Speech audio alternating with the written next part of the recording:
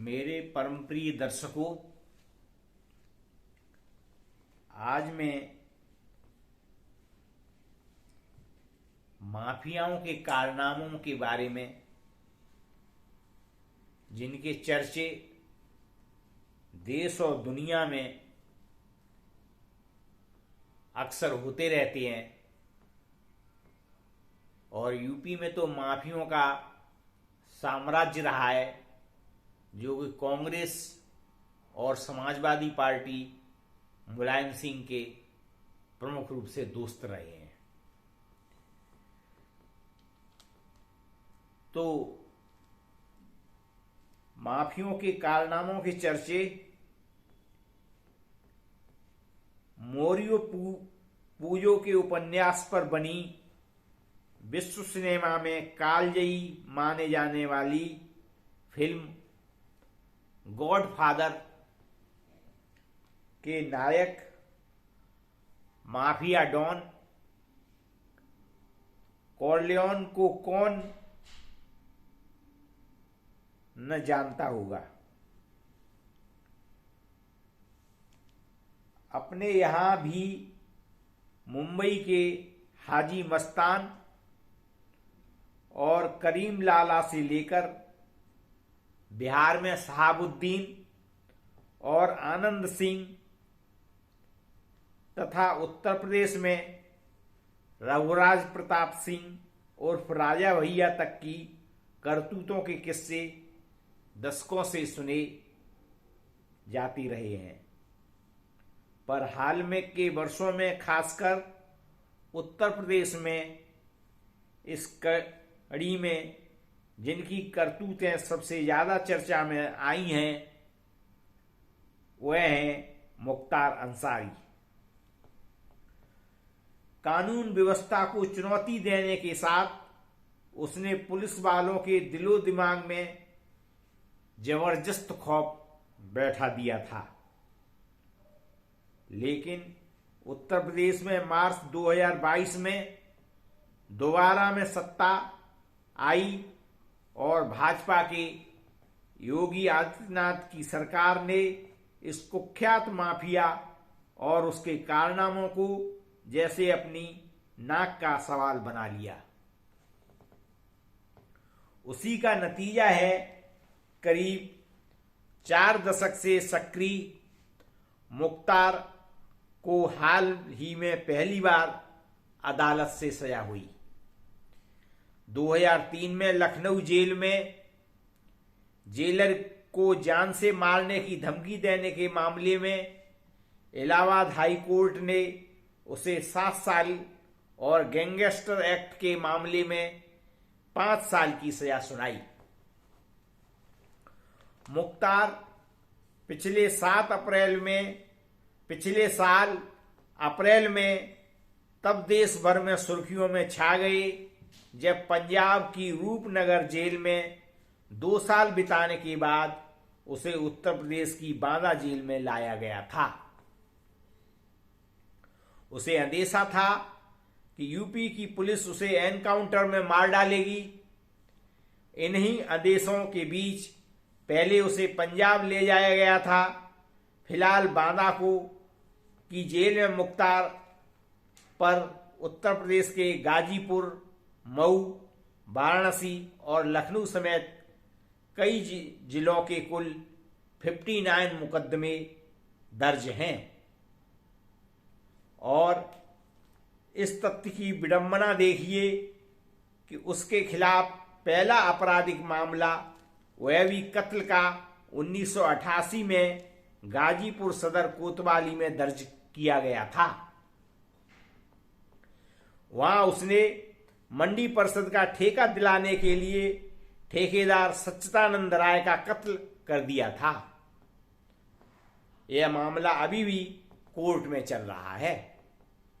मुख्तार इस बात का जीता जागता सबूत है कि तरह तरह के अपराधों के भी एक माफिया तंत्र कैसे जड़ें जमाता है, फिर धनबल के बूते अपने काले कारनामों को ढकने के लिए जनबल जुटा लेता है।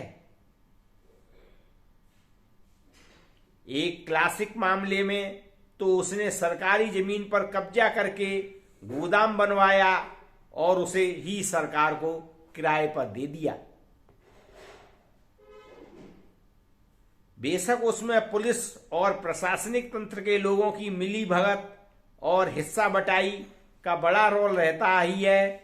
साथ न आने वालों को उसने पुचकारा, साथ धमकाना और फिर किनारे लगा देने की तरकीबें अपनाई। यहाँ तक कि जेलों तक में उसने पैसों के बूते अपने ऐशगाह बनाई। इस काम में उसका कितना सिद्धहस्त था कि उसकी जानकारी बांदा में हो गई। इसी साल जून में जब बांदा जिला प्रशासन ने मंडल जेल कारागार में छापामारी की, तब पाया कि कई जेल कर्मचारी उसकी पूरी आवभगत में लगे हुए थे। अपराधियों पर अपने सख्त रवैये के लिए चर्चित रहे यूपी के पूर्व डीजीपी ब्रजलाल से पूछिए तो वे उनकी कार्यशैली के बारे में बताएंगे। मुख्तार बेहद सातिर दिमाग अपराधी है।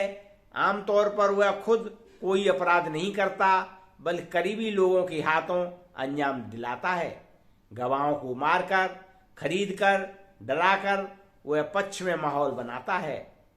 नवंबर 2005 में पूर्व भाजपा विधायक कृष्णानंद राय हत्याकांड और जेल अधीक्षक R.K. तिवारी हत्याकांड के दौरान मुख्तार जेल में बंद था, लेकिन फिर भी उसने अपने कमाल करके दिखा दिए।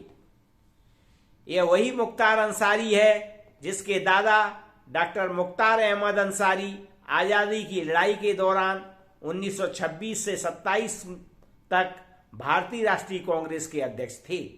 दिल्ली में एक सड़क का नाम उनके नाम पर रखा गया। मुख्तार के पिता स्वान अल्लाह अंसारी कम्युनिस्ट नेता थे।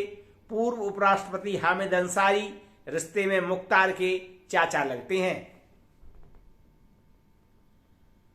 पर मुख्तार अपने भाइयों और बीवी बच्चों को अपराध तथा उगाही के विशाल नेटवर्क में शामिल कर खुद रॉबिन हुड बन बैठा। 5 बार विधायक रहे मुख्तार में दूसरे गैंगस्टरों की तरह सियासत को ढाल बनाया। कभी बसपा, कभी सपा, तो कभी खुद की पार्टी बनाकर वह चुनाव जीतता रहा। बड़े सरकारी ठेकों में बाचस्व स्थापित कर गरीबों की मदद करता। इस रणनीति में मुख्तार के समर्थकों की संख्या बढ़ती चली गई और सन 2000 के बाद वह एक दूसरे माफिया ब्रजेश सिंह से टकराव के चलते वह सांप्रदायिक ध्रुवीकरण का केंद्र भी बनने लगा। 2014 में तो उसने वाराणसी में नरेंद्र मोदी के खिलाफ लड़ने का ऐलान किया, पर बाद में सांप्रदायिक आधार पर वोटों के बंटवारे की दलील देते हुए पीछे हट गया। उसका बेटा और भतीजा तो इस साल के चुनाव में विधायक भी बने।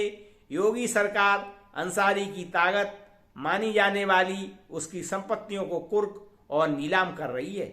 उसकी दलील है कि अपराध और अपराधियों को लेकर उसकी नीति जीरो टॉलरेंस की है, लेकिन हिंदू पहचान वाली भाजपा को सरकार इस तर्क के साथ जिस तरह से मुख्तार को घेर रही है, उससे सवाल खड़े हुए हैं कि गाजीपुर के सांसद मुख्तार के भाई अफजल तभी तो तंज कसते हैं कि अंसारी परिवार को जन समर्थन और पूर्वांचल में अपनी हार को भाजपा पचा नहीं पा रही है।